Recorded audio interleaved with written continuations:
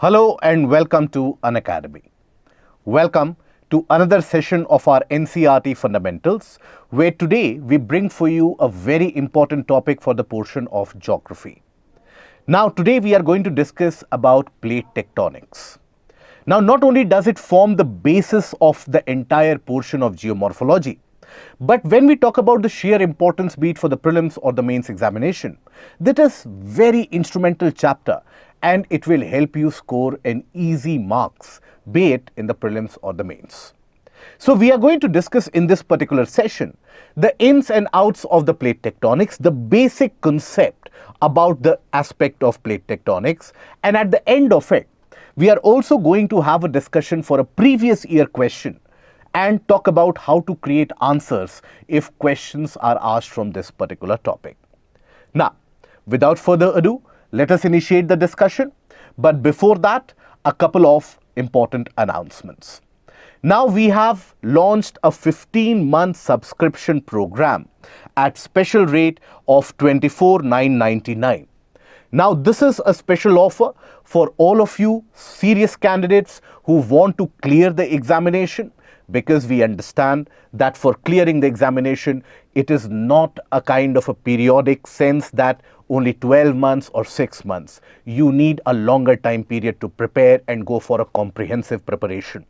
So we are bringing for you a plethora of various services, including the availability of online lectures with the PPT, the mains test series with evaluation so that you are able to gauge your level of preparation, dedicated doubt clearing sessions, and one-on-one mentorship.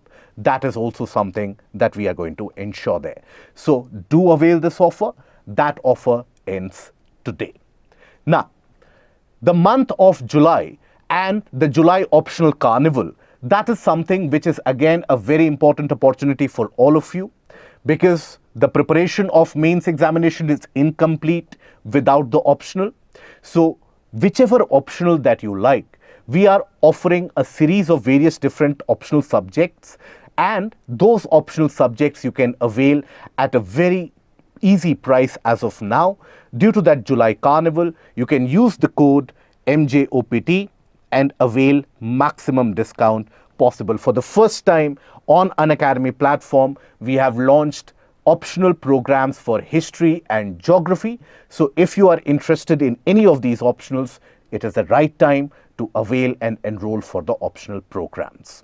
Having said that, let us start the discussion for the portion of plate tectonics. Now, this is a chapter which is there in the NCERT for class 11th, the fundamentals of physical geography, and within that chapter 4, that is distribution of oceans and continents. Now, before we initiate the discussion directly into the aspect of plate tectonics, you have to understand that geographers for many ages were puzzled by the basic doubt that why is it that we have various different land features such as the fold mountains? Why is it that the shape of the continents are in a particular order? Why is it that the shape of the oceans are in a particular area? What leads to the formation of oceanic trenches? What leads to the eruption of volcanoes? Such doubts always prevailed in the minds of the geographers. The culmination of all these doubts was something which was done with the plate tectonic theory. But plate tectonic theory, it was not provided by one individual. It was in fact a work of many of those scholars who worked simultaneously and who submitted their research papers. And eventually, we come to know it as the plate tectonic theory. But the term plate tectonics, where did that come from? What is the meaning of it? So the term tectonics is derived from the term tectonique. This was provided by Wilson. Tectonic basically means building, the act of building. So you had, as I told you, various different people who provided substantial amount of input into this concept of plate tectonics. So you have various different geographers who are credited with this, be it Morgan, be it Parker, be it Wilson, all of them are credited with this. But then this theory, which came in the late 60s, around 1967, and the work around this theory continued up till the early 1970s, that was not a theory which was brought out of thin air. You had work done by geographers of the previous generation and their theories which were provided, which eventually led us into the plate tectonic theory. So, very briefly, let us take a look at the background. So, all of this basically was initiated by the continental drift theory. Continental drift theory, even though was discarded because of the faulty reasons and the faulty assumptions made, but continental drift theory, which was provided by Alfred Wegener, it laid the foundation and created that imagination that the continents that we stand upon, the mighty massive masses of land, they can move, they can drift from their present location. Before that, the geographers were of a very different view when it came to the shape of the planet, the shape of the continents. So Alfred Wegener needs to be provided with due credit for that basic imagination that the continents could move. Eventually, plate tectonic theory works upon that principle. But then, Alfred Wegener could not provide the reason that why the continents could move. So that is where you had the work of Arthur Holmes. Arthur Holmes provided the convection current theory.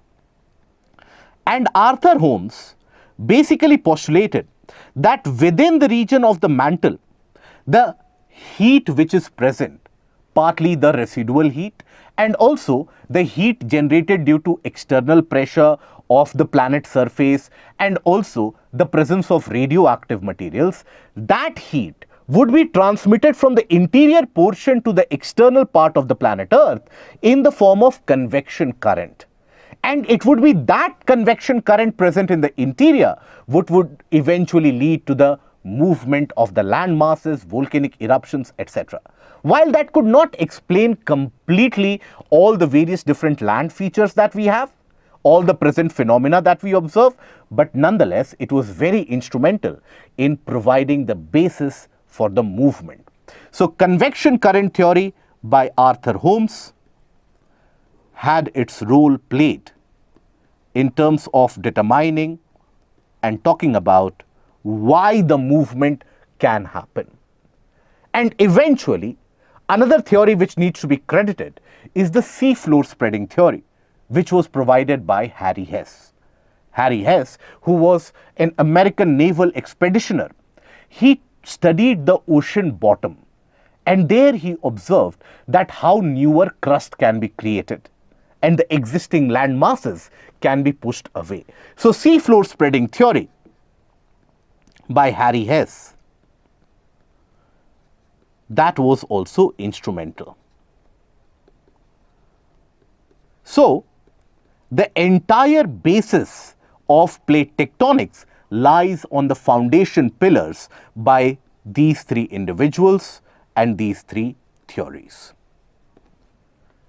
Now, based upon some aspect of continental drift, some aspect of convection current and some aspect of the seafloor spreading, eventually you had Morgan, Parker, Wilson, all of them, they postulated the theory of plate tectonics. So what was this theory of plate tectonics? Let us understand. What does that tell us? What do we mean by plates? And what do we mean by the aspect of tectonic or the act of building? So basically, it revolves around the basic aspect that when we talk about lithosphere, lithosphere is not a continuous mass. Lithosphere is broken into smaller parts. Those smaller parts are referred to as plates. And the movement of these plates with respect to each other, that ends up generating various different types of features and land masses. So here, first of all, what do we mean by lithosphere? So lithosphere basically represents the portion of the crust plus solid upper mantle. Now this solid upper mantle basically means portion above asthenosphere. above asthenosphere. Now, this lithosphere is broken into smaller parts,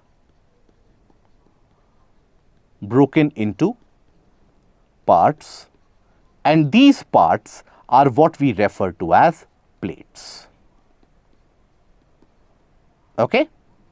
That is what the term plates stand for.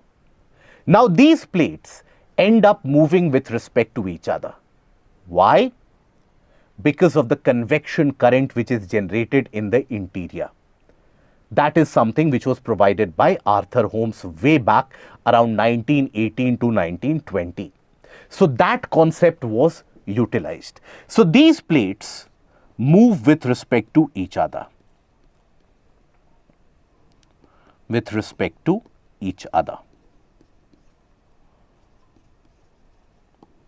Okay.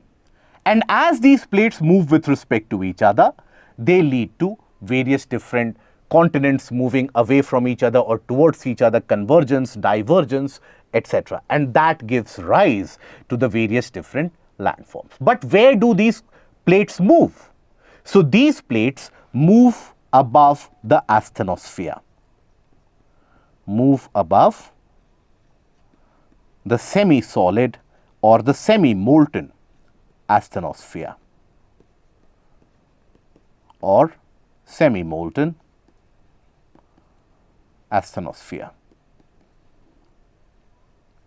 Asthenosphere, as you might be aware, is the region within the portion of the mantle at a depth of around 150 to almost up till 400 kilometers, where you have semi-molten, semi-solid substances which are present. Now, there you have the presence of semi-solid, semi-molten substances. Why? Because of abundance of radioactive materials such as uranium, isotopes of potassium and other different compounds which undergo thermonuclear reaction and they produce a lot of heat. Due to that, the materials end up being in a plasticky state, and that is where the plates end up moving above this asthenosphere.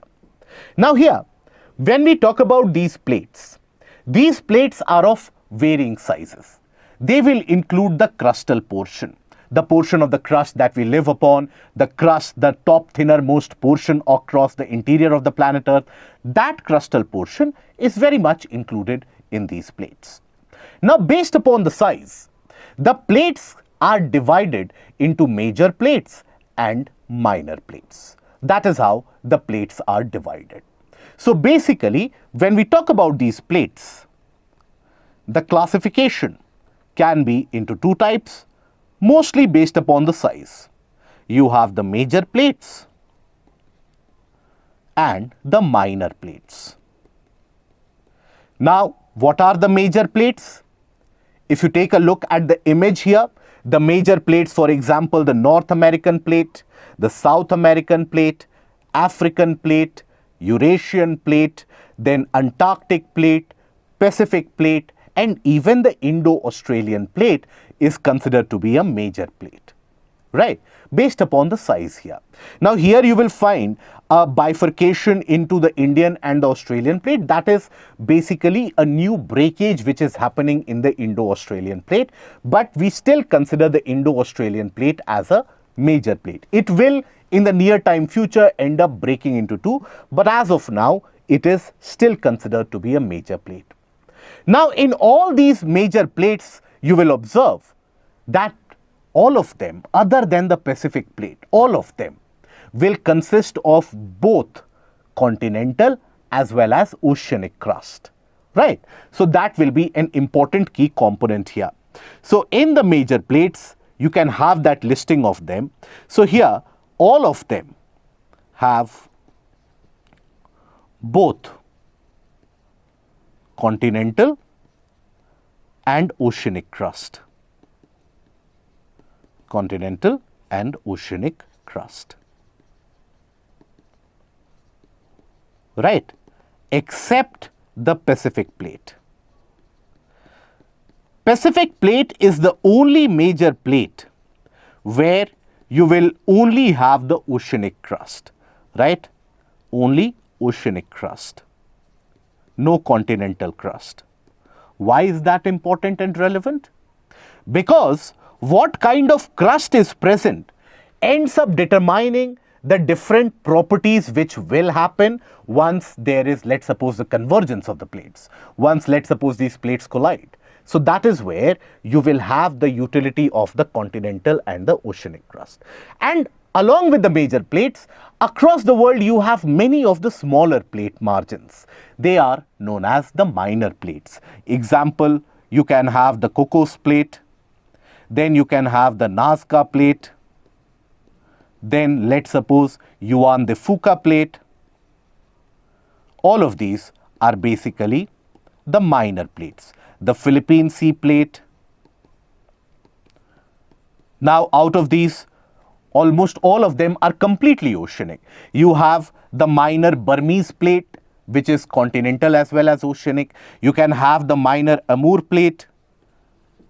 Then you can have, for example, Anatolian plate. Then Arabian plate.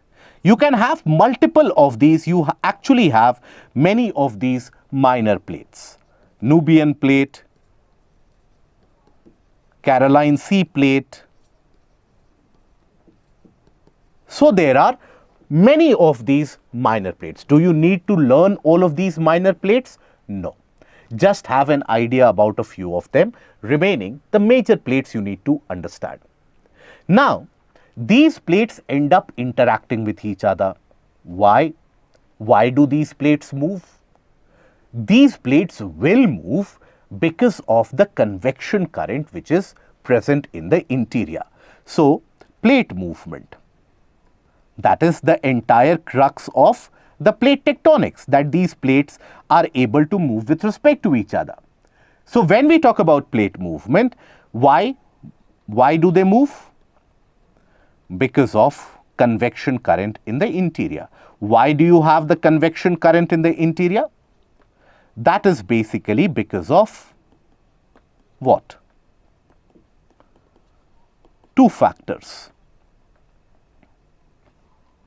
If you consider them in the interior, it is because of the factors such as residual heat in the interior.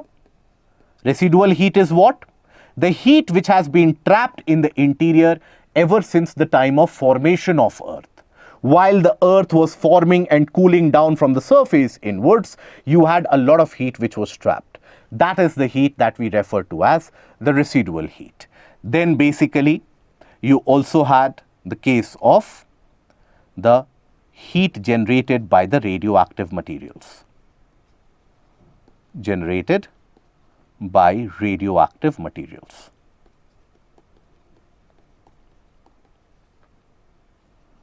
Right. These are the two main sources for the generation of that heat. Now, if you consider that, okay, how can the convection current lead to plate movement? Why is it the case that if you have a convection current, the plates will start moving? After all, these are lithospheric chunks, crustal chunks that we are talking about. How come that is possible? So basically, it is driven by the basic principle that you can also observe at your household level. If you conduct a simple experiment, let's suppose you take a jar of water, right? Let's suppose you take a jar of water. You fill it with water, obviously, and on top of it, let's suppose you provide two wooden blocks, A and B. Now, if you provide the heating in this jar, you will observe that bubbles will start rising and there will be generation of a convection current in the interior. Even if you do that experiment at your home, you will observe that after some time, A and B, that will start moving away. So, a similar kind of convection current is generated in the interior of the Earth's surface. And as a result of that, on that semi-molten, semi-solid asthenosphere, the entire lithospheric portions, they start moving. Now, here, another important aspect that, as I told you, that different crustal portions will interact differently. So let's suppose you have continental crust, and let's suppose you have the oceanic crust. Now let's suppose they will collide with each other. One of them will go down, another one of them will override the other. So how do we determine that? That is determined based upon the weight. Regardless of how thick the continental or oceanic crust is, always the oceanic crust is going to be heavier. Always. Why is that the case? Because oceanic crust will always have a higher or a greater density. Right? So here the density of oceanic crust is close to around 2.9 to 3 grams per centimeter cube. Whereas in the case of the continental crust, which is largely made up of granitic rocks, the density is around 2.6 to 2.7 gram per centimeter cube. So it is basically always going to be lighter. So whenever they will interact, it will be the oceanic crust which will undergo subduction underneath. Now these plate movements, they are initiated due to the convection current. But the type of movement that they can have, that is of 3 types. Obviously, they are moving on a 2-dimensional plane, so there can only be 3 types of movement. Either the plates will move towards each other, one of them will subduct underneath the other, or the plates are moving away from each other, or you can have a parallel movement of the plates. Only these 3 possibilities arise. So here, when the plates move towards each other, that is what is referred to as convergence or convergent plate boundary. Now, in the case of the convergent plate boundary, some of the existing crustal portion will get consumed, will be sent into the interior of the planet Earth. Right? So that is where, because some of the crustal portion gets destroyed, this is also what is referred to as the destructive plate margin. Destructive plate margin. Here, when we talk about the plates moving away from each other, you will have the creation or the formation of a newer crust. And that is why the divergent plates, they are also referred to as constructive plate margins, because you will have the creation of a newer crust. And then after that, you basically have the parallel movement of the plates, where neither an existing crust is destroyed nor a newer crust is created. So that is why this is what we refer to as the transform movement, and that transform movement or the transform plates, they are basically referred to as conservative plate margin. Conservative plate margins. So only these 3 kinds of movement can happen. Let us explore that along with examples, and let us see that where these plate movements are happening and what happens. So first of all, starting with the case of convergence. But before that, here understand that this convection current, that can basically end up heating the base of an existing plate. And once the base of the existing plate gets heated up, you have the convection current. Let's suppose this is the portion of the plate, right? And you have a convection current which is generated in the interior, in the portion of the mantle. Slowly and steadily, what will happen? This portion will start thinning out. As this portion starts thinning out, there will be a tensional force as well. Let's suppose I am providing heat underneath this pen and I am pulling it away. What will happen? Initially, it will start to thin out. It will get thinner and thinner. It will get stretched like molten plastic, and eventually it will break. So the convection current initially will thin out the plates, and then eventually the plates will break. And that is when volcanic eruptions and molten materials from the interior, that can end up creating the portion of a newer crust as well. So that is the basic principle driving this. But when we talk about the exact examples of each one of them, we will understand it better. For example, when we talk about convergence of plates, now the plates will have either continental crust or oceanic crust. So there can be three types of convergence. You can have oceanic continental convergence, you can have oceanic convergence, or you can have continental convergence. Let us analyze each one of them. Starting with the case of oceanic continental.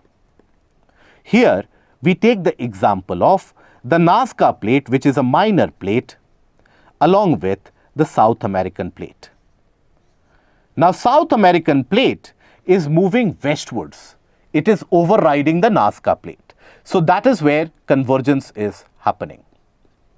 And always the oceanic plate, being the heavier one, will undergo subduction. So basically what happens, let's suppose we consider the Nazca plate, which has got the oceanic crust. Now, as it collides with the landmass of the South American plate, that won't be an easy subduction or an easy collision. You have kilometer thick rocks which are going to rub against each other. So as it undergoes subduction, there will be accumulation of materials and deformity on the surface. Accumulation of materials on the side of the South American plate will end up creating fold mountains. In this case, you have the example. So here you have the oceanic area. So in this case, you will have the formation of fold mountains. Example we can take of Andes. And observe there is a deformity here. So that ends up creating oceanic trenches. In the case of the western border of South America, you have an oceanic trench created, that is the Peru-Chile trench. You have the Peru-Chile trench. That is the example. Then, as this movement happens, this movement is not going to be smooth. This movement is going to be very rough and very staggered. So that rough movement will end up releasing a lot of energy, and that is why this region is always going to be earthquake prone zone, or this is going to be seismically active. Seismically active zone. Lot of earthquakes will be generated. But nonetheless, as this plate starts to subduct, owing to its heavier nature, that is why it will start subducting. As it reaches a particular depth, that is when it will start experiencing much greater amount of heat. Due to that heat, the materials will start to melt. Whatever water has percolated from the oceans, that will vaporize immediately. Molten materials being lighter, these molten materials will start to rise up. These molten materials will start to rise up, and eventually they will create volcanic eruptions. So across the western margins of South America, you have series of volcanic eruptions such as Mount Cotopaxi, right? Mount Chimborazo, Mount Aconcagua, various different volcanic peaks that you find. So example, Mount Cotopaxi.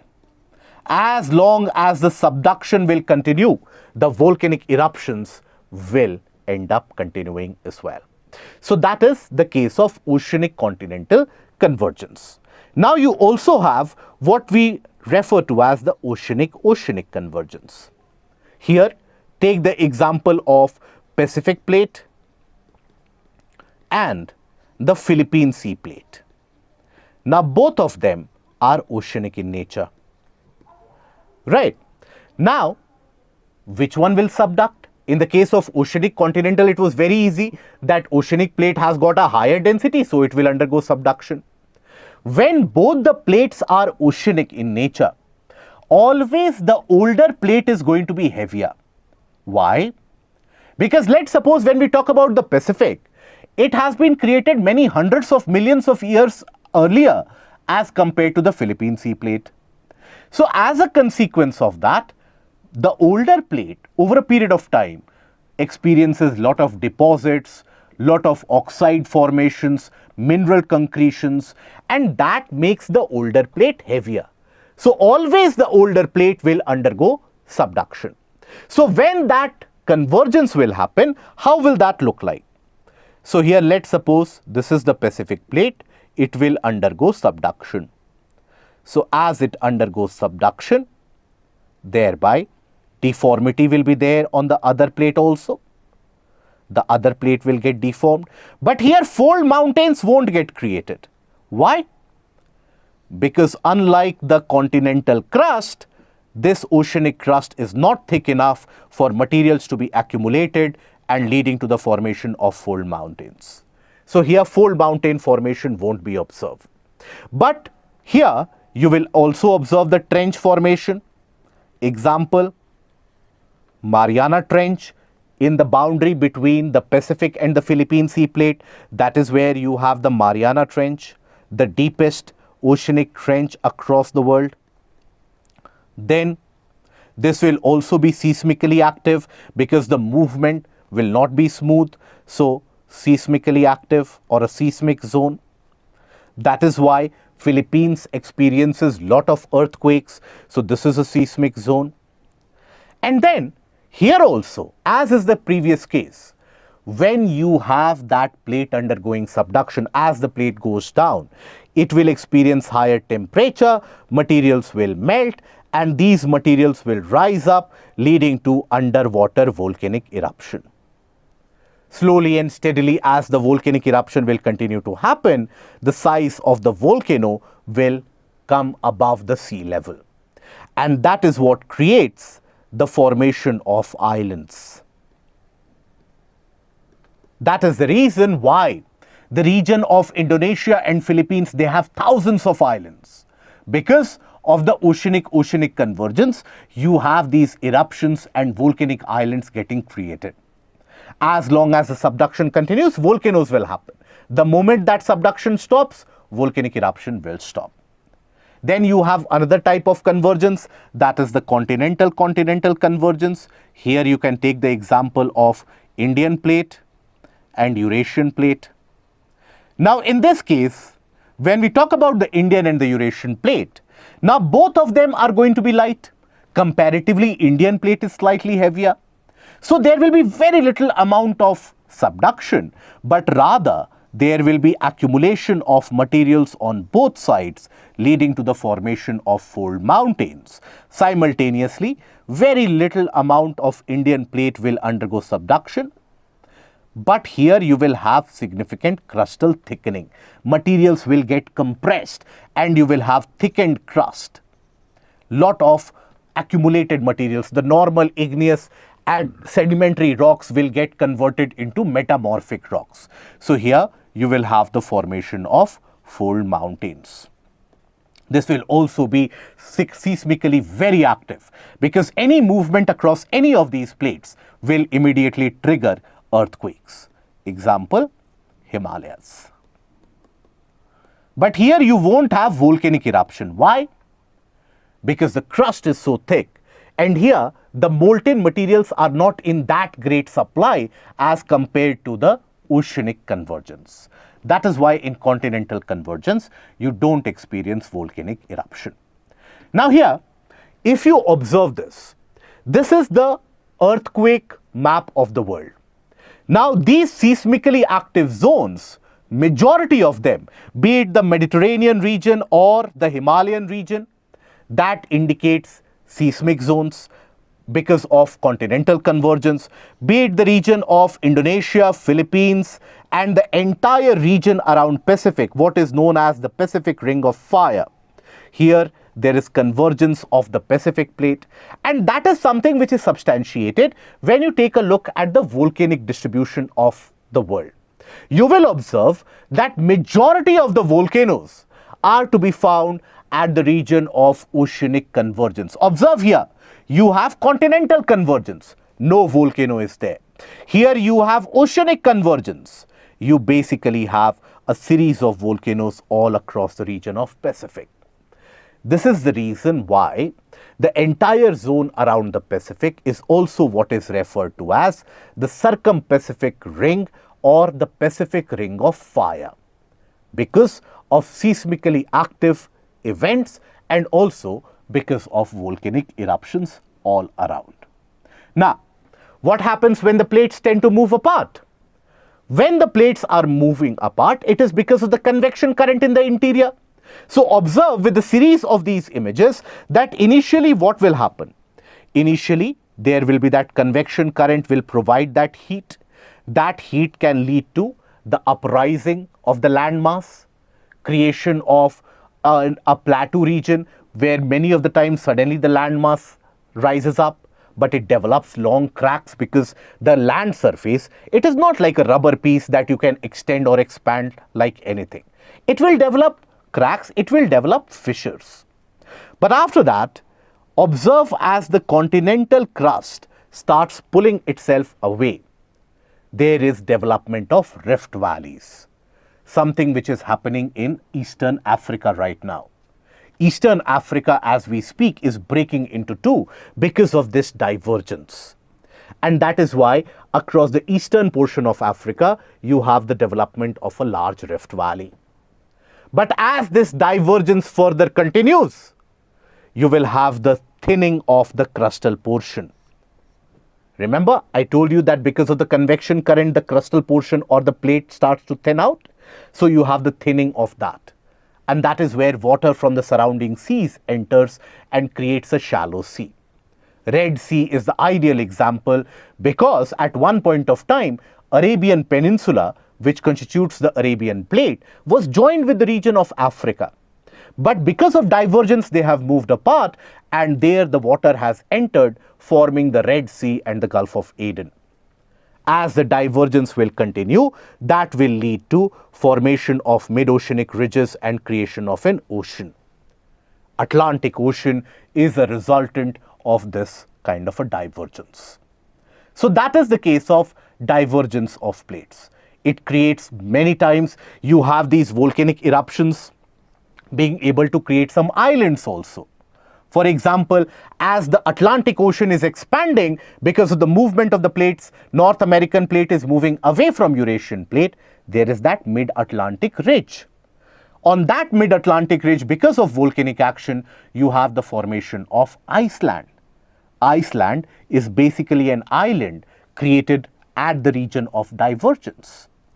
So those are the landforms which can be expected out of them. Then here, observe, this is the kind of rift valley. Observe this rift valley, the East African rift valley here. Okay, this indicates that the crust is thinning out and the plates are moving. Eventually, this will thin out more and water from the surrounding sea will enter here, creating a shallow water body. Then when we talk about the mid-oceanic ridges, observe the mid-oceanic ridges across the globe. You have the mid-Atlantic ridge here, right? Where the North American plate and the Eurasian plate, the South American plate, the African plate, they are diverging. Even here, there is a divergence between the Nazca plate and the Pacific plate. Here also there is a divergence. The Southern Ocean is expanding as all the land masses are moving northwards. These mid-oceanic ridges, they continue and expand across the global oceans for more than 60,000 kilometers. So you can understand the amount of convection current which is generated in the interior. Now finally, we come to the transform plate movements. So transform movement, parallel movement, where you don't have the destruction or the creation of a new crust. So that parallel movement, it won't be smooth. There also it will be rough, very rough. And that will lead to the development of large fault lines, large cracks, seismically very, very active. Large earthquakes or high magnitude earthquakes can always happen here. So here, example is the case of San Andreas Fault in California. San Andreas Fault in California is such transform fault. And this is seismically very active. But it is referred to as a conservative plate margin. Neither the creation nor the destruction of the existing crust will happen here. Okay? Now, That is the entire concept of plate tectonics. We have discussed where this theory came from, who are the people who are credited for the postulation of the theory, the background theories which are responsible for the postulation of the plate tectonics. We have discussed what do we mean by plates, why do they move, what happens when they move, the kind of landforms that they create, and why is there a convection current, along with relevant examples. Now let us take a look at the previous year question. Discuss the formation of thousands of islands in Indonesian and Philippine archipelago. This was a question for 10 marks, 150 words. Now here, what do you have to write? You have to talk about, in the intro, you can talk about the fact that the creation of islands in the region of Indonesia and Philippines can be ably explained by the process of plate tectonics. You can leave your introduction up till there itself. After that, you start talking about that this indicates an oceanic convergence. In the case of the region of Philippines, the convergence between the Philippine Sea Plate and the Pacific Plate. In the region of Indonesia, the convergence between the Indo-Australian Plate, the oceanic crust of Indo-Australian Plate with the Sunda Plate, that is where the convergence is happening. Then draw the schematic diagram, talk about how the islands get created, why volcanic eruptions happen, and along with that, the relevant examples as well. So that is how you can basically talk about that this is why the region is very active in terms of volcanic eruptions, also very active in terms of seismicity or earthquake prone regions. And you can finish your answer and secure good marks. Try to create the answer on your own and try to practice and thereby improve. I hope that this session has been helpful. If you have liked the video, please don't forget to click on the like, share and the subscribe button. Till we meet again, take care of yourself. Goodbye. Thank you.